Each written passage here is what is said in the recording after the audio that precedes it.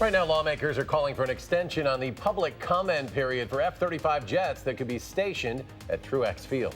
And a body is found on a rural Sauk County road. Tonight, the sheriff says the cause of death has been ruled a homicide. And lawmakers say the state's car seat regulations are outdated. More on the changes they say could save lives. From the Channel3000.com Alert Center, this is News 3 Now at 6.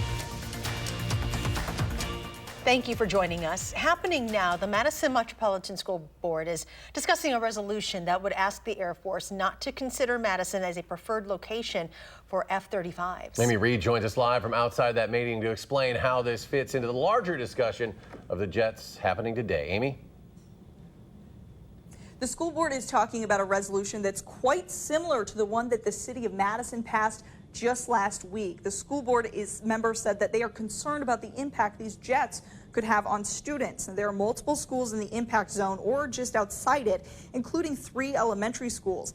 Because of that and other reasons, they want the Air Force to consider one of the other 3 locations on the list of 5 as a preferred location. Also today, Representative Chris Taylor asked for more time for public comment on this environmental impact statement because she says it's missing a lot of information crucial for the public to know.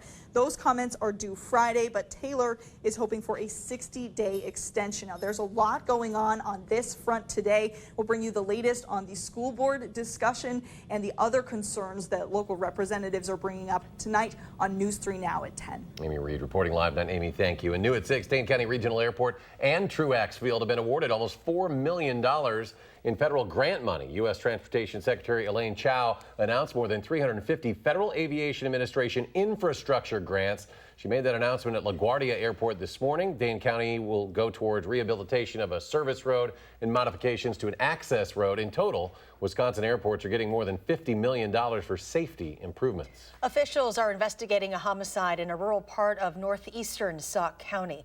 Yesterday, dispatchers received a report of a person who wasn't breathing on Levy Road in the town of Fairfield. It's a heavily wooded area. An autopsy has ruled the death a homicide. Because it is so early in the investigation, Sheriff Chip Meister says they're unable to say how long the body was there or how exactly that person died. The victim is a middle-aged man. Their name is not being released until family members are notified. Sheriff Chip Meister is asking anyone with security or trail cameras in that area to contact them at 1-888-TIP-SAUK. The weather now clear today, cooler later in the week. Your first alert forecast now with Chief Meteorologist Gary Canalti. Gary? And most importantly, Eric, it's dry today, and tomorrow should be dry as well before the next round of thunderstorms reaches us tomorrow night. On visible cloud track, we had plenty of sunshine through much of the state today, and Doppler track shows Wisconsin free of precipitation right now, which is good news. As we look at current temperatures, they're in the upper 60s to the middle 70s. Milwaukee at 74, Madison 71, La Crosse right now 76. But those dew point temperatures are in the upper 40s to around 50, so the air pretty dry. Winds are generally pretty light out of the west, about 5 to 10 miles per hour. But tomorrow morning with clear skies, temperatures will be in the middle 50s. Tomorrow should be a partly sunny, breezy, and mild day with a high of 76, but thunderstorms are on the way for tomorrow night. That's your News 3 Now First Alert forecast. Gary, thank you. The debate over which way toddlers and babies' car seats should face now heads to the state capitol. Rose Schmidt shares the national guidelines providing best practices. Rose? National stats show car crashes are the leading cause of death for children between the ages of 1 to 13. That's why healthcare professionals and law enforcement agencies reinforce information about proper installation. And state lawmakers hope a new proposal could make a difference. Strapping in those tiny limbs, and here we go, is a necessity. But it's a step met with uncertainty from parents about the right way to do it. When do I move them out of my infant seat and into the next step? When can I turn them forward facing? Child safety educator Sherry Faust is the one to ask.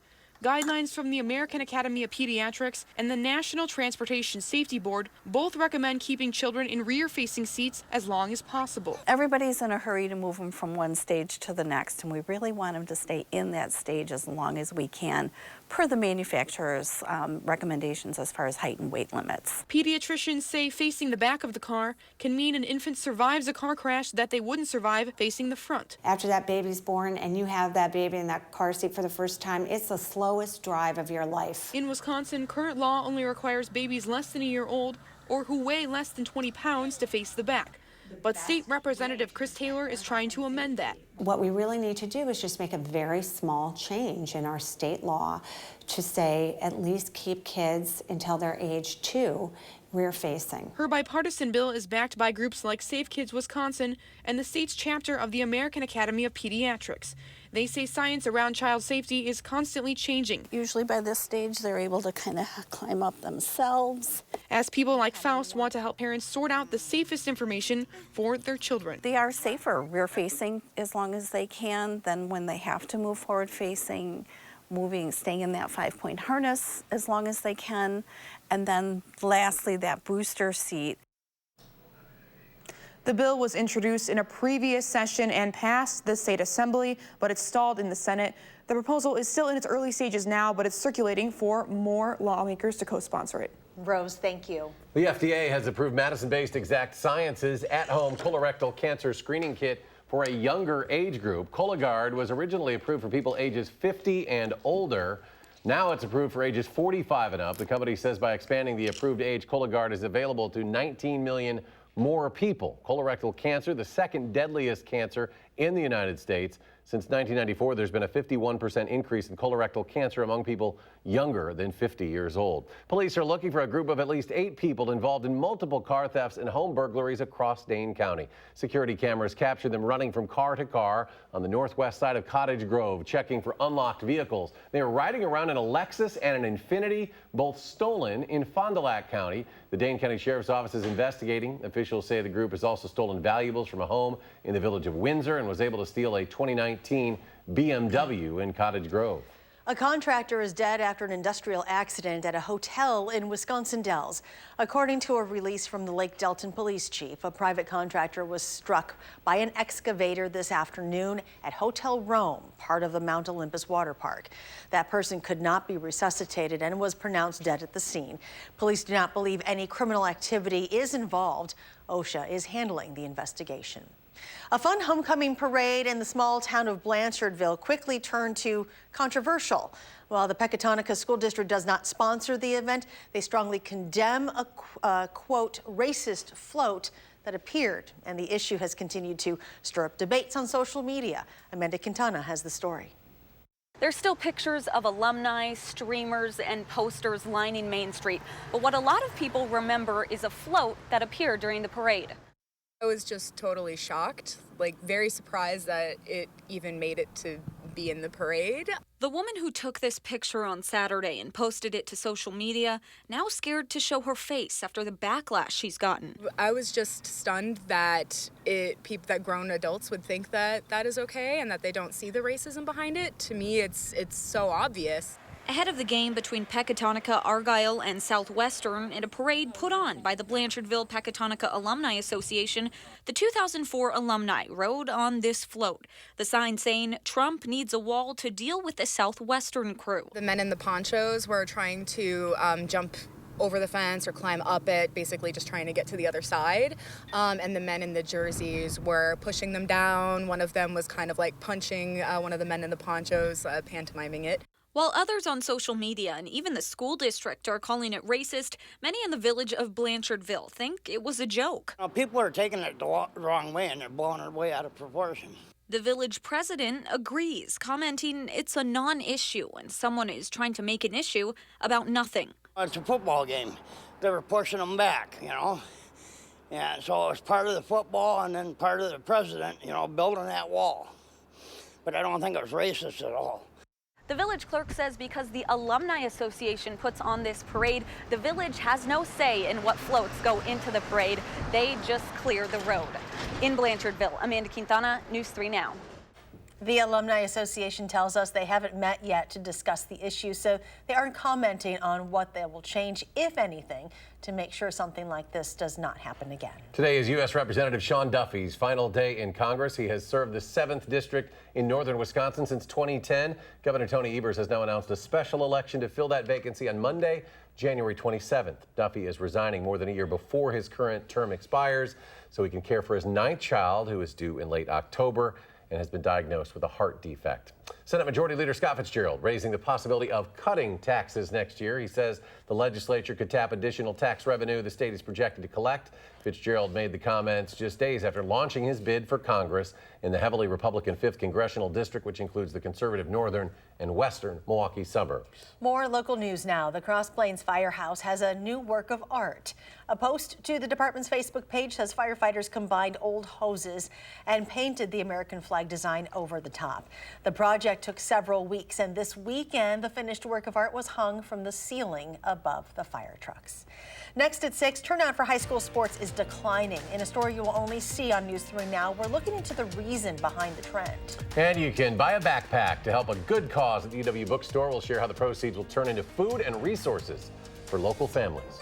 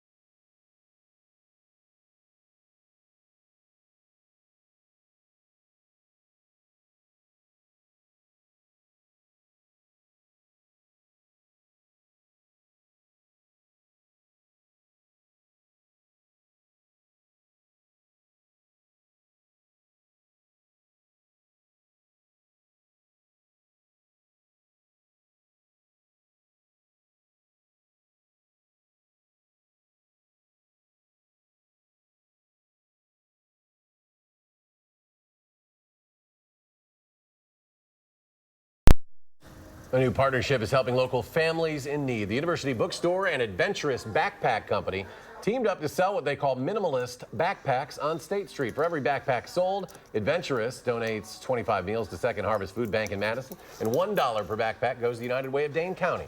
The bookstore staff says it has purchased 30 backpacks to start, and they hope they need to restock. Just trying it out. We actually just put these out for Book Rush and back to school, so we're going to see how they do, hoping they do well, and yeah, we'll want to bring them back if they do well. Anyone can go to the bookstore and pick one up for $65. A heads up for bicyclists, a 2-mile stretch of the Capital City Trail will be closed for several weeks for the second phase of a major pavement restoration project. Starting on October 2nd, the trail will be shut down from Fish Hatchery Road to Seminole Highway. The work is expected to be finished in November. You can find more information, including detour routes, at DaneCountyParks.com. Registration for high school sports across Wisconsin has gone down by more than 10% over the past decade. Danica Lewis is here with a look at how that's shifting the game plan for some programs. Danica. Eric, Charlotte, we crunched some statewide numbers here and found that while sports like boys soccer and track and field have more participation overall, football here in the Badger State has experienced a nearly 25% drop in players in the last decade. That is for some programs like Blackhawk to make some changes. The reigning state champions in their division decided to get ahead of the trend, forming a co-op with a team in Warren, Illinois, to field full varsity and JV teams. I think that this is one important element to bring them into an environment where they're working towards common goals with a variety and a diversity of people, learning how to communicate, learning how to lead, learning how to accept roles and responsibilities. Coach Corey Mills, who you just heard from there, points to fewer farming families as a major reason for a drop in overall enrollment at his school, which means fewer candidates for football. That said, Coach estimates 80% of boys at the school do come out for his team. Tonight on News 3 Now, we will take you to 2 different schools that have had to adjust to keep numbers up for Friday Night Lights. We'll look more at the decline in participation and what those programs are doing about it tonight at 10. It's been a big conversation around the high school huge sports conversation world. and a lot of factors going into it, but we're looking at some of the solutions that are coming up here. Look forward to it. Danica, thank you. Sure. And coming up in sports, Packers quarterback Aaron Rodgers has some words of praise for his offensive line after the win over the Broncos this weekend. And a break from the rain today, but shower and storm chances return tomorrow night. Gary will have your first alert forecast next.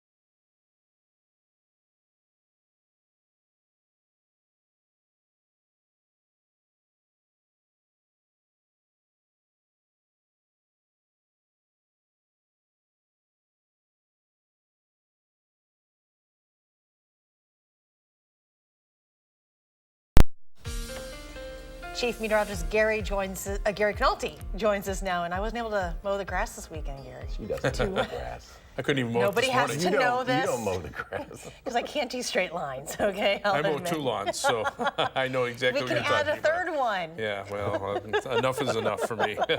It's long enough, and we don't need any more rain to get it even longer. And so far today was a nice day. We're dry, sun was shining, temperatures are comfortable.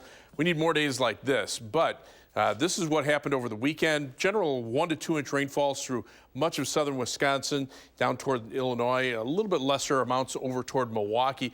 And it was mainly because of just steady rain as opposed to thunderstorms that we kept those amounts in the 1 to 2 inch range. But Doppler track right now, free of precipitation over southern Wisconsin. Don't see anything immediately to our west, but we will see some shower and thunderstorm chances tomorrow night. In fact, Storm Prediction Center does have a slight risk of severe thunderstorms west of Madison and a marginal risk elsewhere across southern Wisconsin as a line of thunderstorms along the cold front will reach us probably around midnight tomorrow night, give or take a couple of hours either side of that. The later the storms get here, the less chance that they would be severe, with gusty winds and hail being the main threat. we don't need any more rain. Fortunately, most of these storms will be fast moving tomorrow night, but there could be some isolated amounts of around an inch of rain in some of the heavier thunderstorms, but most areas will probably see about a third to a half inch of rain. However, looking farther ahead, this is the GFS computer model beginning late Thursday night. This shows the rain through tomorrow night, and the GFS computer model has even less than what the RPM computer model was showing. But take a look at the rainfall that falls over the weekend to our south, and then as we head into Monday, Tuesday, and Wednesday of next week, look at how these numbers go up, and hopefully this forecast model does not turn out to be correct. This is Thursday of next week, and that would be an additional 1 to 4 inches of rain over southern Wisconsin. European computer model, again, less bullish on the rainfall amounts for tomorrow night, which would be good, but then the rain over the weekend, again, most of it to our south, but then you can see those amounts start to ramp up Monday, Tuesday, and Wednesday. Again, we could be looking at the potential for a couple of inches of rain over parts of Wisconsin, and again, I'm just hoping that these numbers don't turn out to be correct, but it does bear some watching later on in the extended forecast. Live view from the WISC Skycam, clear skies out there. The Edgewater Skycam at downtown Madison showing mostly sunny skies. Almanac for today, pretty quiet day overall. High temperature 74, the low 54, well above the averages of 69 and 47. And right now we're sitting at 71 degrees. Winds are out of the west at 5 miles per hour. Humidity very comfortable at 45%. And that's because the dew point is at 49 degrees. So our forecast for tonight calls for mostly clear skies, a pleasant night, low temperature dropping to 54. Then for tomorrow, look for skies to be partly sunny. It'll be breezy and mild, high temperature at 76 degrees. Taking a look at the future track forecast in the short term, relatively quiet conditions tonight, low temperatures mid-50s, high temperatures tomorrow mid-70s with a nice southwesterly wind. Tomorrow night, here comes those shower and thunderstorm chances, but notice how quickly they move through. By Wednesday morning, we're already clearing out with lows in the lower 60s. Highs on Wednesday, upper 60s to around 70 with a breezy day. Again, rainfall amounts tomorrow night, probably about a half inch, but some isolated amounts around an inch in the heavier thunderstorms. After that, the rain chances come up Thursday night into Friday, and then again, for the first half of next week, high temperatures will be on the mild side, then we'll turn fall-like by the end of next week. Well, the reigning Big Ten West champs come to town this weekend, so how are the undefeated Badgers going to handle it? We've got the answers next in sports.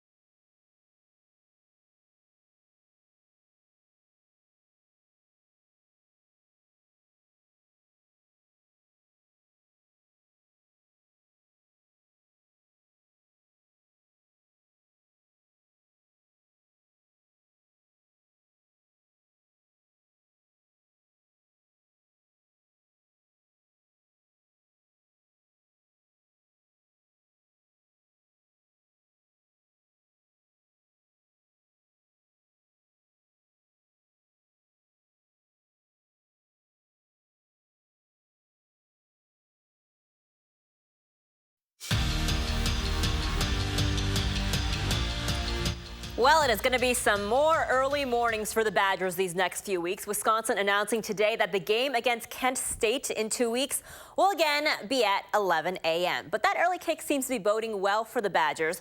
Jonathan Taylor was named the Big Ten's Offensive Player of the Week today. It's the second time this season and sixth one of his career. Over the weekend, JT became the first Badgers player in school history to rush for at least 200 yards against Michigan. Now, Wisconsin is 3-0, ranked 8th in the nation, but like any head coach of any sport, Paul Chryst says the last thing they're going to do is rest on their laurels.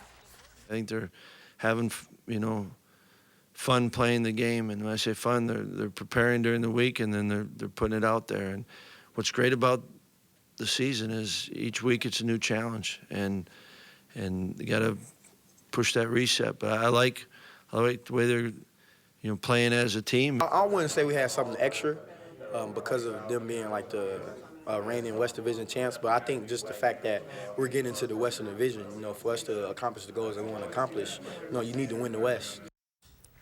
To high school now, another competitive Big 8 showdown for our Prep Mania of the Game of the Week this week. Verona suffering its first loss last week. They'll try to bounce back against an undefeated Memorial squad this Friday. Join Jay Wilson, Bill Brophy, and Alan Minert for the game. Again, this Friday, 7 p.m. live on channel3000.com. Well, the Badgers aren't the only undefeated team in the state, so are the Packers after beating the Broncos yesterday. Lots of props to the Green Bay offensive line. Aaron Rodgers said after the game that this was the cleanest his jersey has ever been because he barely got touched in the game.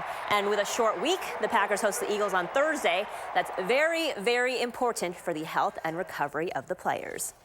Yeah, it feels amazing. It really does. Usually these short weeks, your body is killing you until about Wednesday, and then the next day you play. That will not be the case for me this week, so I'm feeling really good about that. I really appreciate the offensive line for the way they protected today. And it'll be a nice week of preparation.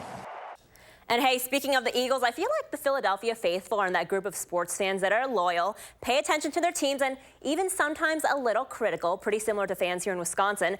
But check out what one Eagles fan said early this morning. He helped save people from a burning building, had to throw a little dig in there. Keep in mind, Eagles lost to the Lions yesterday on a late fourth quarter touchdown. My man just started throwing babies out the window. Wow. We was catching them, unlike Aguilar and his mishaps. I like to put that out there. I love that look at the end there. Wow. The stare into the camera. Bill Belichick-esque, if you will. Nelson Aguilar, he's a wide receiver on the team, made a couple of key drops yesterday. So That's rough. Yeah. Can't stay out of the news. Yeah, sad. That's okay. Been a fun weekend, was a month, right, in Wisconsin with the Brewers. Yes, we're okay, though. We're doing okay here. Brewers, Packers, Badgers, we're all doing okay here. It's been certainly a good weekend. Final check with Gary. Well, hopefully we don't see any more rain, at least in the short term. Things pretty quiet out there right now. No severe thunderstorm watch. No rain anywhere around here. Temperatures upper 60s to lower 70s right now. The dew point temperatures in the upper 40s to around 50, which means the air is pretty dry. Now, looking at the 7 to 10 day forecast, there'll be a round of thunderstorms tomorrow night. They should be fast movers. Hopefully that'll limit the rainfall amounts. Better chances for rain Thursday night into Friday, and then the time period we're going to have to watch Sunday, Monday, and Tuesday of next week for the possibility for some heavier rain. Oh, boy. All right. Thanks, Gary. Thanks, Gary. Thanks for joining us for News 3 Now at 6. Enjoy your evening, and we'll see you back here at 10.